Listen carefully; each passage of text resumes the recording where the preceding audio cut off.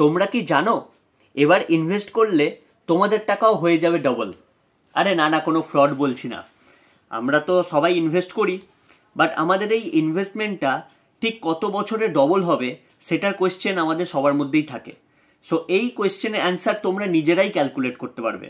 কিভাবে? With the help of rule of 72। Italian mathematician mister Luca Pacioli, যাকে অ্যাকাউন্টিংয়ের জনক বলা হয়, তিনি প্রথমবার এই রুল অফ 72টা আবিষ্কার করেছিলেন। ধরা যাক আমরা একটা টাকা ইনভেস্ট করলাম যেটা 6% হারে প্রতি বছর বাড়ছে। তাহলে কত বছর পর আমাদের এই টাকাটা ডবল হবে? খুব simple calculation, 72/6 is equal to 12।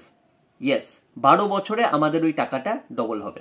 ঠিক সেরকমভাবেই আমাদের টাকাটা যদি 8% হারে বাড়তে থাকে, তাহলে 72/8 ইকুয়ালস টু 9 ইয়ার্সে টাকাটা আমাদের ডবল হবে। আবার 12% ইন্টারেস্টে যদি বাড়তে থাকে, তাহলে 72/12 ইজ ইকুয়াল টু 6 ইয়ার্সে আমাদের টাকাটা ডবল হয়ে যাবে। বাহ, ইন্টারেস্টিং। আমাদের গ্রহেও কি এই রুল অফ 72 অ্যাপ্লিকেবল?